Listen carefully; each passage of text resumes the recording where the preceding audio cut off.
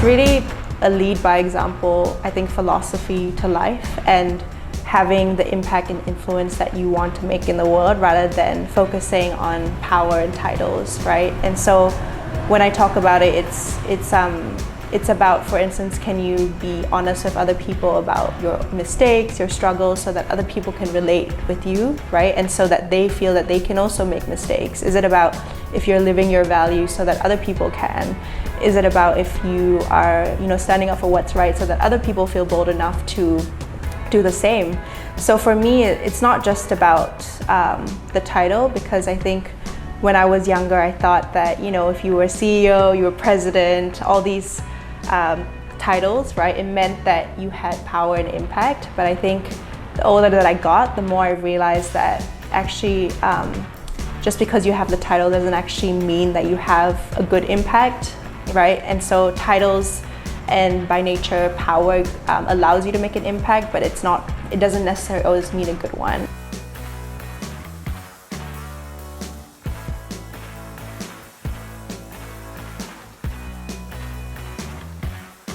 Okay, Shen, thank you so much for your time today.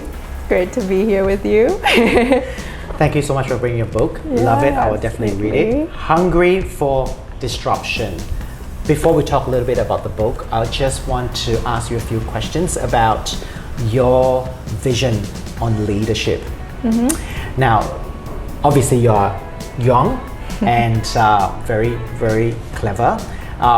There is I would say, a saying that I don't quite like. They always say, is youth wasted on the young?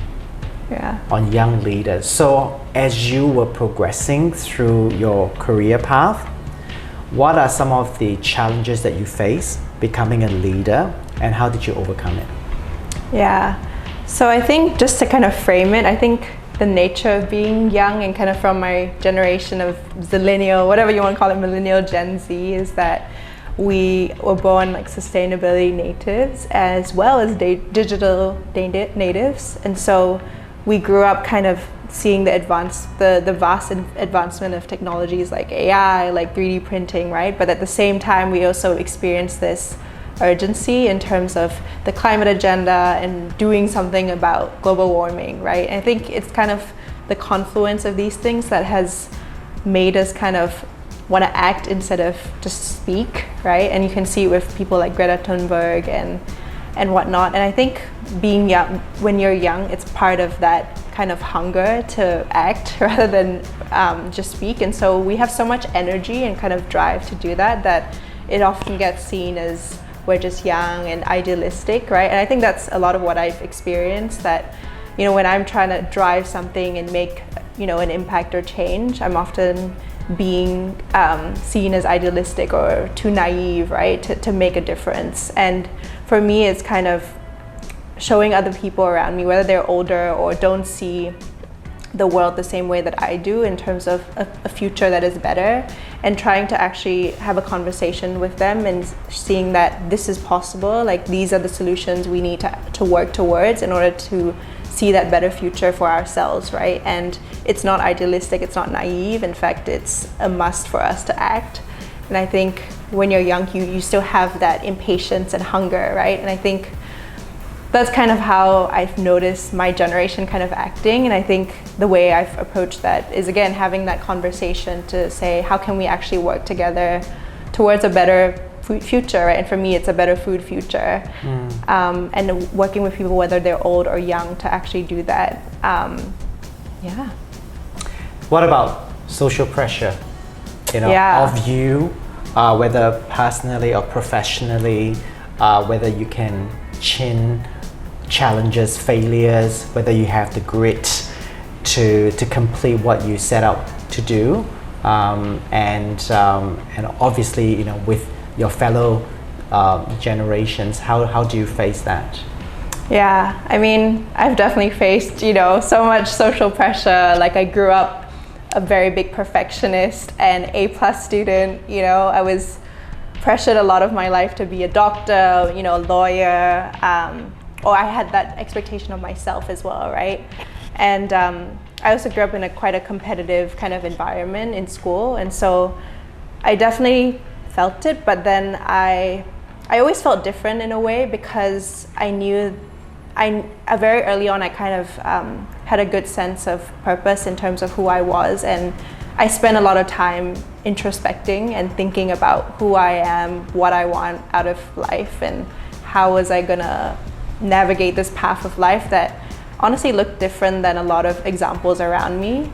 And I think we don't spend enough time doing that self-introspection and kind of looking inward for self-awareness, right? And so once you actually do that, you have a good sense of who you are and where you want to go, and that path probably doesn't look like anyone else's path, right? We can have role models and mentors, but I always believe you have to pave your own path. And I think once you have that clear sense and kind of what I've called your own definition of success, social pressure becomes less of a barrier to where you want to go and what you want to do. I think slowly that pressure starts easing off, because you're just so kind of clear and determined to, have your own path. And it's also more liberating, right? You're not following a set path. You don't have a pressure to follow a set path, but you're creating your own path. And I think that's pretty exciting and liberating, rather than, trying to follow what someone else has done. I think when someone is doubting, when they're doubting and say, oh, well, they're still young, there are still many more years for you to develop into certain kinds of leadership or whatever they perceive that you should be.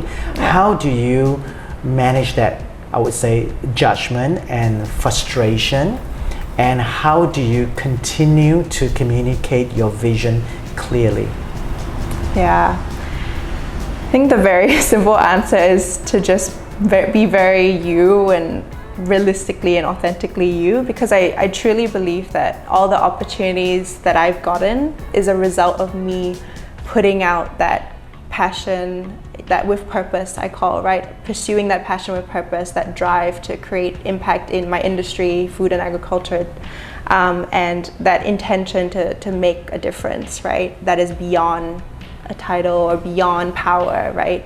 And so when you exude that, you just attract, I truly believe you attract opportunities that are meant for you and are in line with your path. And so when you come across those situations, it's really just being clear about that for yourself. And other people eventually kind of come along with who you see yourself as and where you want to go, because you see it so crystal clear yourself, and you can actually convince other people that this is where I'm going to go. Do you want to join me? Perhaps do you want to have a conversation about how you can play a role in this? And that's really about rallying them along the journey if they are interested. Attracting opportunities is very flattering, right? And I think when you're in that realm of being flattered, so how do you stay grounded in terms of analyzing that opportunity? How would you know whether that opportunity is good for you? Yeah. So I've slowly started, kind of trying to, I wouldn't want to say filter, but see which opportunities are, worth me kind of spending more time on and investing more time in, right? And it all goes back to kind of my core kind of purpose. So for me, I want to advocate for support and build a more sustainable and innovative food future, right? And that is my impact kind of purpose and statement, right, in my work. And when I look at different opportunities, do I have the opportunity to advocate for a better food future, right? Do I have the opportunity in this instance, with whatever opportunity, to actually help to support entrepreneurs or help them to build that future? Do I have a direct, opportunity to actually build that future myself? And so for me, it goes back to that guiding compass and that definition of success that you want for yourself, and the why is so important as well. And when you have that guiding compass, I think it makes it a bit simpler for you to then seek opportunities that are in line with yourself and choose them accordingly. One of the things that I really love about you is that you are not afraid to put yourself out there. For example, you did comment on a LinkedIn post, as well as you wrote an article on Medium, just talking about you make sure that you focus on impactful leadership, so much so that you sort of like didn't avoided titles just to test yourself. I think there was even a description of the way you explain it. If you were to carry reusable cutlery and plates with you, if it's right, surely other people will follow someday. But yet to be the first, sometimes you get judged for being frou-frou and trendy and in the moment, or whatever perception that people might have. So what is impactful leadership to you, and why is it so important that it surpasses job titles? Yeah. So I think impactful leadership to me is leadership beyond titles, simply, right? It's really a lead by example, I think, philosophy to life, and having the impact and influence that you want to make in the world rather than focusing on power and titles, right? And so when I talk about it, it's about, for instance, can you be honest with other people about your mistakes, your struggles, so that other people can relate with you, right? And so that they feel that they can also make mistakes. Is it about if you're living your values so that other people can? Is it about if you are, standing up for what's right so that other people feel bold enough to do the same? So for me, it's not just about the title, because I think when I was younger, I thought that, if you were CEO, you were president, all these titles, right, it meant that you had power and impact. But I think the older that I got, the more I realized that actually just because you have the title doesn't actually mean that you have a good impact, right? And so titles and by nature power allows you to make an impact, but it doesn't necessarily always mean a good one. And at the same time, you don't need a big title to have an impact, right? It's really about that, again, lead by example philosophy to life, and showing that you can be yourself and allowing other people to be themselves around you, so that you can lead. That, to me, that is impactful leadership. Yeah, very, very insightful, because what you say created a thought bubble for me, because in positive psychology we talk about it is better to know the difference between wanting and liking, and there was such a clear example in the learning that it was like the epitome for me. It said you might want a promotion but you may not like it. So I think that impactful leadership that you are describing really calls upon that. Sure, we can all the powerful titles or whatever it is, but can we deliver on it? So if we know the whys and it sits really well here in a very stable manner, even if we are at the height of stress, it doesn't shift that core, then perhaps that is the way to go when it comes to approaching like versus want. Yeah.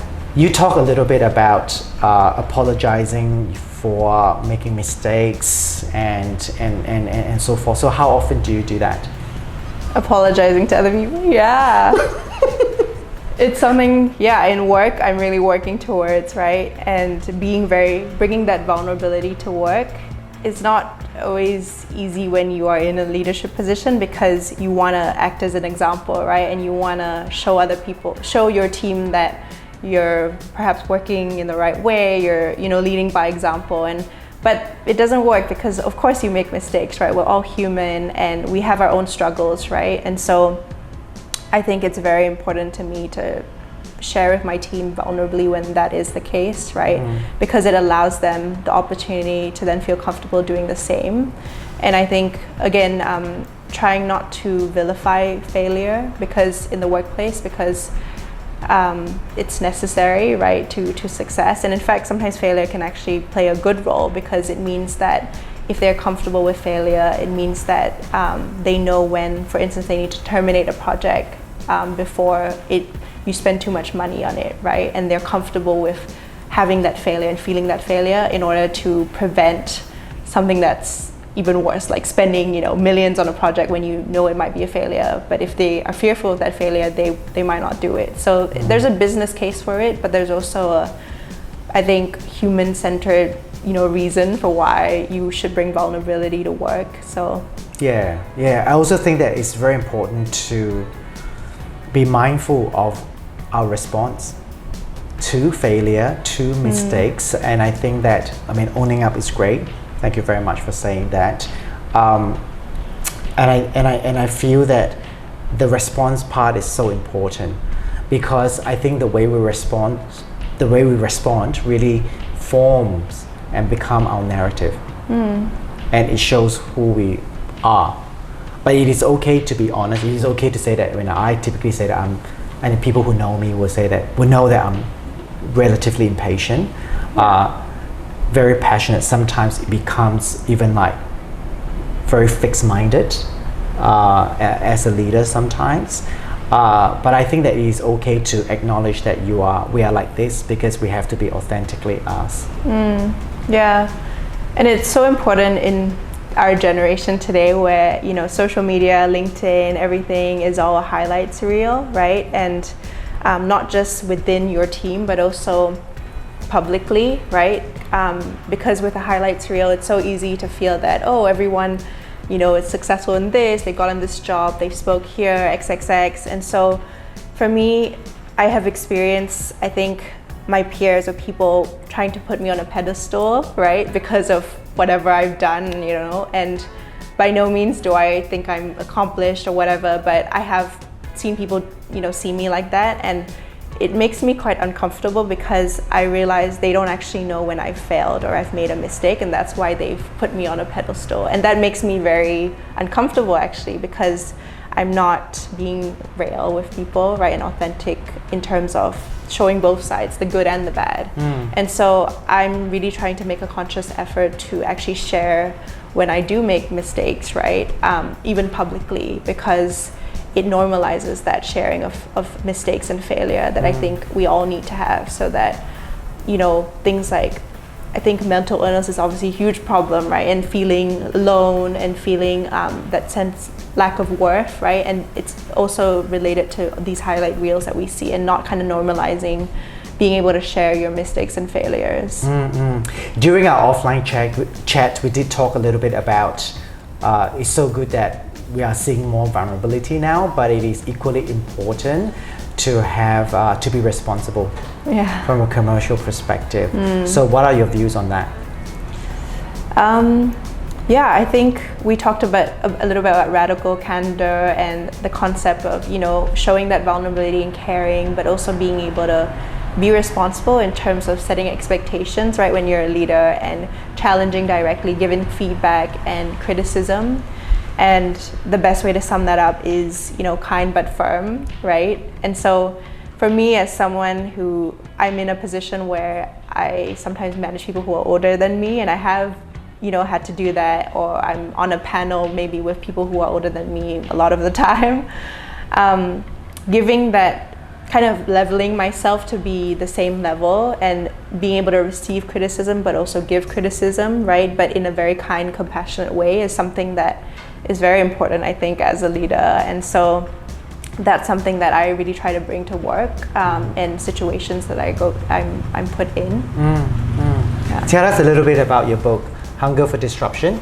Yeah, so Hungry for Disruption really is about how the role, right, that technology and advances in science will actually play in the coming years for the future of our food and agriculture industry, because our food system has to change, right? It is changing, and so this book basically outlines how, right?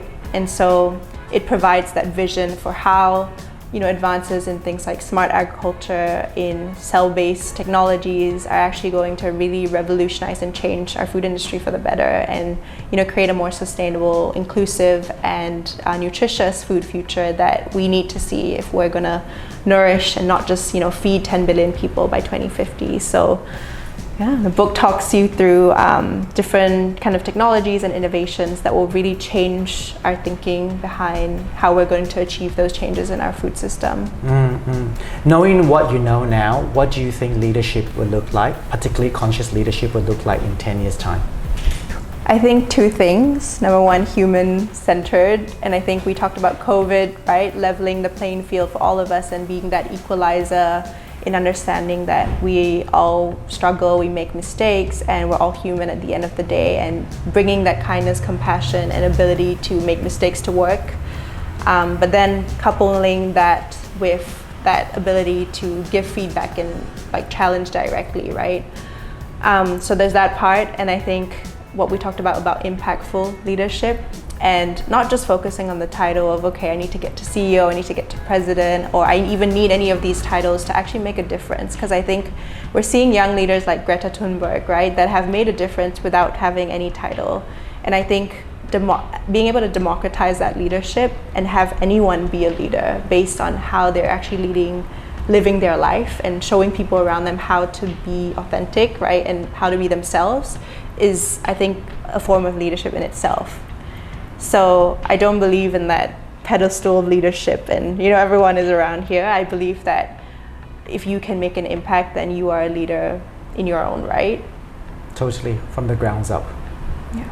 Well, thank you so much for your time, and Thank you for having we thoroughly me. enjoy our conversation.